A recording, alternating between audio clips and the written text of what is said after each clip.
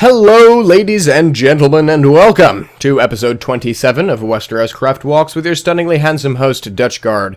Today we're here exploring Ruthermont, the seat of House Ruthermont, which is located in the southern part of the Vale. In fact, if we look over here to my left, you'll see this body of water here, which is the Bay of Crabs.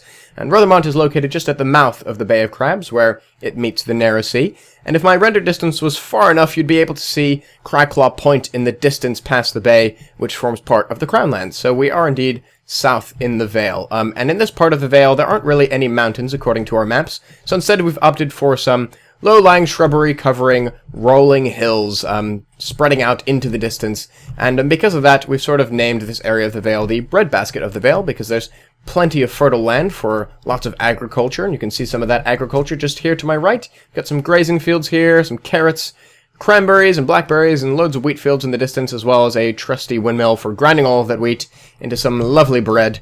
Just gonna make that up. Ruthermont has great bread. Why not? And here we are going into the village of Ruthermont. You can already see some beautiful Vale-style houses here. We've got those lovely peaked roofs, red daub and wattle blocks being used everywhere, with mostly wooden structures with stone bases, using that light stone, which I really love. Of course, we've also got this lovely vine jasmine growing all over the place. So we've got this nice big sept here in Ruthermont, of course, because the people of the Vale are descended from the very pious Andals. We've got some nice septs, a sept in every town. And in this sept, the builder chose to add some pews and a little altar for a septon to deliver a sermon.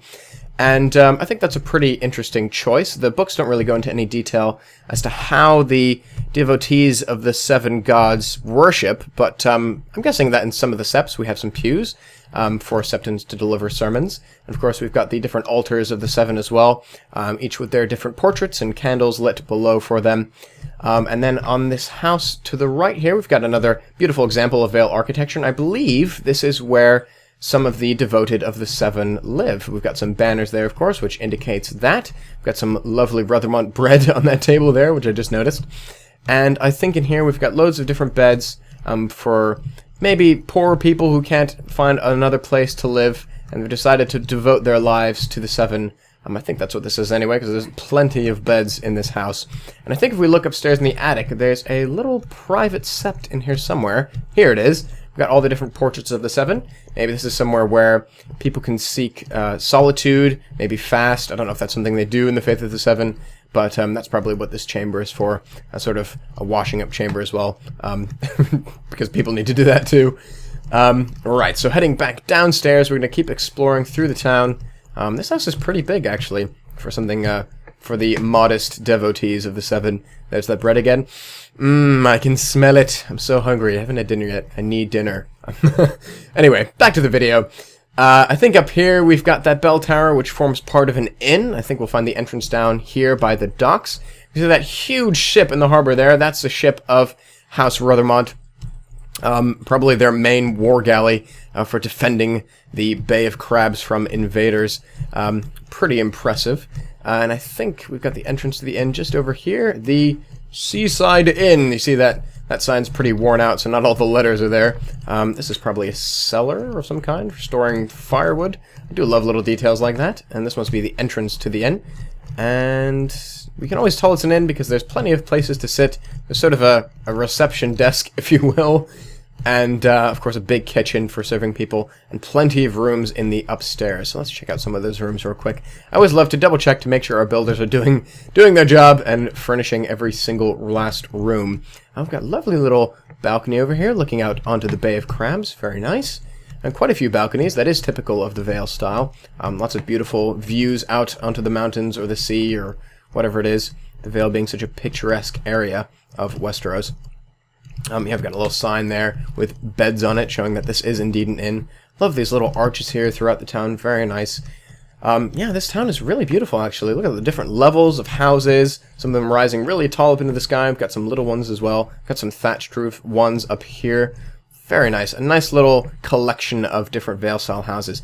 Got some lovely custom trees here as well, using our a thick fence block, which we've retextured to be sort of tree logs, and I think it's worked really well because with those big chunky tree logs, it doesn't always work to make the trees you want, so we created a sort of a compromise between the fence blocks, which we also use in here, and a thick fence block.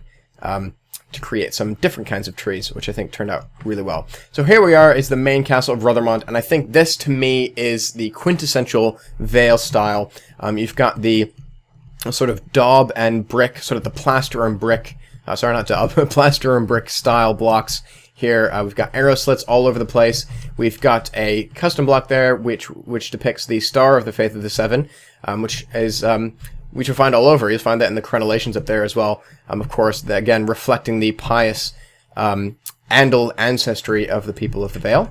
So let's head inside. We've got this beautiful courtyard here. I haven't really explored this castle beforehand, but it is beautiful. We've got some nice stables here. One little courtyard here, and through this little parting wall into another courtyard.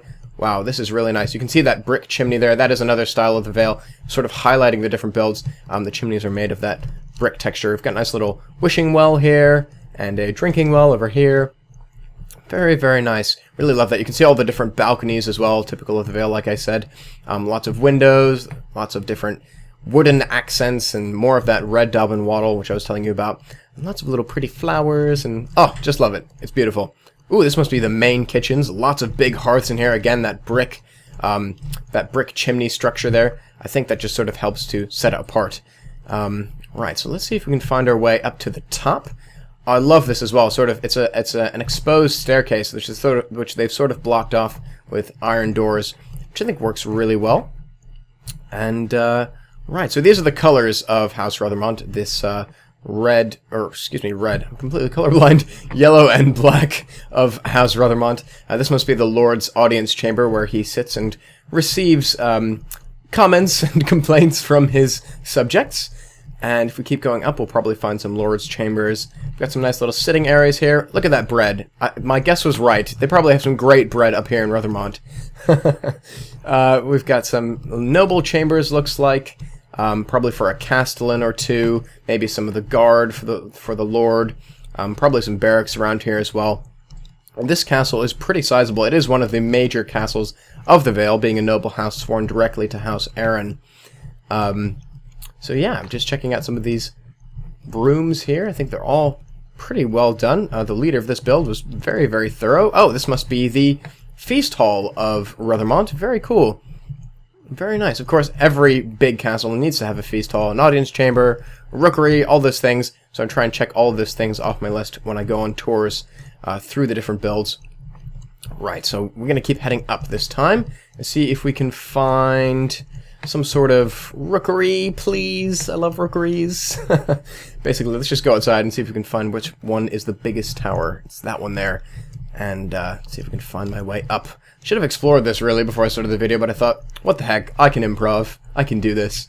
Right, stairs. Come on, there could be stairs around here somewhere. I'll find them.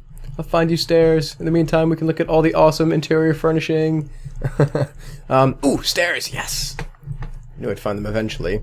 Here we go. Wow, look at this. This is beautiful. This must be like a Lord Solar or something. I love when rooms are sort of kept open like this. And this is a huge room. We've got a nice little library here. Lots of little writing desks. Big paintings on the wall. Oh yeah, it must be the Lord Solar, because this must be the Lord's chambers here. Wow, really beautiful in here. Nice big carpet as well. Okay, so this stair must lead up to the rookery, please. Fingers crossed. We've got a nice little meeting chamber in here as well. Very cool. Oh, I'm getting distracted. Rookery. Okay, up this way. Da-da-da. Yes! Oh my god. All of my wishes have been fulfilled. Look at this rookery. It's got, what is that, 10 different little chambers for ravens? That's amazing. Usually there's only 2 or 3, but this one has outdone my expectations. Well done to you, build leader, for making one of the best rookeries in these videos so far. Thank you so much. We've got a nice little writing desk here for the maester to write and scribble his letters to the rest of the lords of Westeros. Very nice. You can see, of course, the beautiful roof structure in here as well. That pointed roof going all the way up into the rafters going up into the point of that roof here. So all of the structure and the architectural reasoning we've considered here, which I think is a very special characteristic of our server. Anyway, I'm yammering on and said, let me give you this lovely view of the Bay of Crabs here out into the narrow sea. See all the way down here. Ooh, that's very perilous. I can see some more of the castle here on my right. Anyway, guys, thank you so much for watching this episode of WesteroScraft Walks. We do an episode 3 times a week, Tuesday, Fridays, and Sundays. So tune in for our next one, and I will see you then.